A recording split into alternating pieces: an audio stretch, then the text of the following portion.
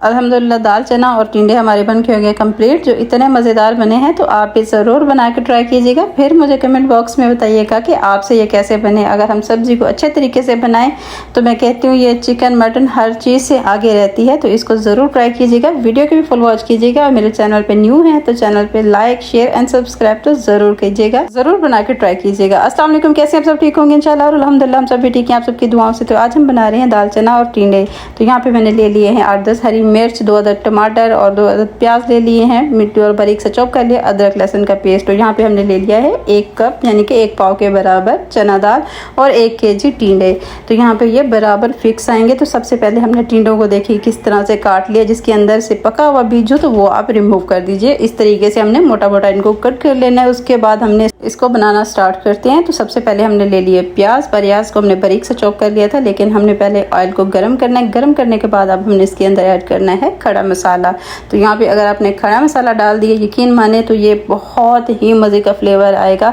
तो खड़ा मसाला इसमें ज़रूर ऐड कीजिएगा। उसके बाद जब आपका खड़ा मसाला भून जाए उसके बाद आपने बारीक चॉप किया हुआ प्याज डाल देना है। प्याज मैंने 2 डाले क्योंकि मीडियम साइज़ के थे, अगर बड़ा साइज़ का प्याज हो तो 1 डालिएगा। तो उसके बाद हमने जैसे वो मसाला भून चुका है, प्याज भी ब्राउन हो चुके हैं, तो अब हमने हरी मिर्च और टमाटर जो हमने काट के रखे थे वो हमने ऐड कर दिए। तो इसको भी हमने अच्छे तरीके से भुनाई करनी है। भुनाई करने के बाद अब बारी आ जाती है स्पाइसेस की। तो स्पाइसेस इसमें मैंने डाले हैं कुटी हुई लाल मिर्च, हल्दी, नमक और ज़ीरा पिसा हुआ, ये मैंने डाल दिया है। और ज़ीरा, गरम मसाला और सूखा धनिया, ये मैं हमेशा घर में ही पीसती हूँ, घर में ही इनको बनाती हूँ। तो इसकी खुशबू और फ्लेवर बहुत मज़े का होता है। तो आप भी हमेशा इन मसालों को घर में ही पीस के बनाइएगा। पाउडर वाले हम मसाले लेके आए तो उसमें वो वाली खुशबू नहीं होती। तो यहाँ पे हमने मसाले को अच्छे तरीके से भूना। हमने हाफ कप के बराबर पानी डाला ताकि ये अच्छे से मसाला पक भी जाए और नीचे से लगे भी ना। यहाँ पर हमने थोड़ी देर के लिए ढक दे दिया था। ढक्कन हमने उतार के देखा तो माशाल्लाह ये देखें बहुत अच्छे से हमारा मसाला भी पक चुका है। उसके बाद अब हमने ऐड करने हैं इसके अंदर टिंडे, जो हमने कट करके रखे थे, धो लिया, धो के अच्छे तरीके से साफ़ करने के बाद ही हमने इसके अंदर ऐड किए। अब हमने टिंडों को थोड़ी देर अच्छे तरीके से पहले पकाना है। उसके बाद हमने चना दाल ऐड कर देनी है। तो ये देखिए चना दाल मैंने को बॉयल नहीं किया, ना मैं कद्दू में डालूं बॉयल करती हूँ, ना ही मैंने टिंडे डाले उसके अंदर मैंने बॉयल किया। क्योंकि हमेशा दाल को थोड़ी देर भिगो के रखो, घंटा 2 घंटा पहले। उसके बाद आपने दाल ऐड करें तो उसका मज़े का ही फ्लेवर एक जैसा ही आता है, सब्ज़ी का भी और चना दाल का भी। तो ये देखिए माशाल्लाह से इसको हम थोड़ी देर के लिए भुनाई करते हैं और अच्छी खासी माशाल्लाह से भुन भी चुकी है। उसके बाद हमने इसको कुकर पे प्रेशर लगा देना है।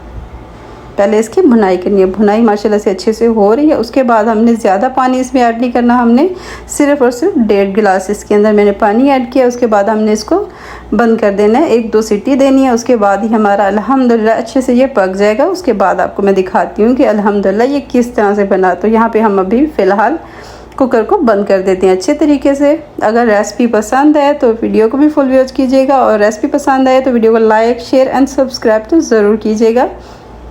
और ये देखिए माशाल्लाह से 1-2 सीटी आने तक हमने इसको अच्छे तरीके से बंद रखना है। क्योंकि हम कुकर में टिंडे बना रहे हैं तो टिंडे अच्छे से जल्दी से गल जाएंगे। टिंडे वैसे अगर नॉर्मल बर्तन में बनाओ तो थोड़ा सा टाइम लेती हैं, कुकर में बनाओ तो थोड़ी सी देर लगती है। 10 से 15 मिनट के अंदर ये अच्छे से कुक हो जाते हैं।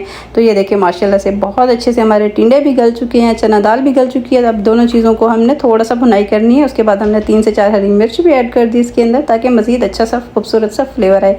अब हमने क्या करना है, कुकर से निकाल लेनी है चना दाल और टिंडे। ये देखें अब हमने खुले से बर्तन में लेके इसको अच्छे से भुनाई की है। और ये देखिए माशाल्लाह देखने में जितनी खूबसूरत है इतनी ही बनी भी खूबसूरत और मज़ेदार। और यहाँ पे हमने डाल दिया है कुटा हुआ धनिया, इससे मज़ीद खूबसूरत सा फ्लेवर आ जाएगा। यहाँ पे कटा हुआ धनिया भी हरे वाला हमने डाल दिया है ताकि देखने में और खाने में दोनों चीज़ों में खूबसूरत और लजीज हों। ये देखिए अल्हम्दुलिल्लाह फाइनली हमारी चना दाल और टिंडे बन के हो गए कंप्लीट। और आप भी ज़रूर बना के ट्राई कीजिएगा, फिर मुझे कमेंट बॉक्स में बताइएगा कि आपसे ये कैसे बने। और रेसिपी कोई भी पसंद आती है तो कमेंट ज़रूर कीजिएगा। ये देखिए माशाल्लाह फाइनल लुक बहुत अच्छेदार, बहुत मज़ेदार, बहुत ही लजीज बने हैं। तो ये देखिए माशाल्लाह से फाइनल लुक इसकी बहुत ही प्यारी आई है। तो ज़रूर बना के ट्राई कीजिएगा, दुआ में हमेशा याद रखिएगा। इंशाल्लाह मिलते हैं नेक्स्ट वीडियो में। अल्लाह हाफिज़।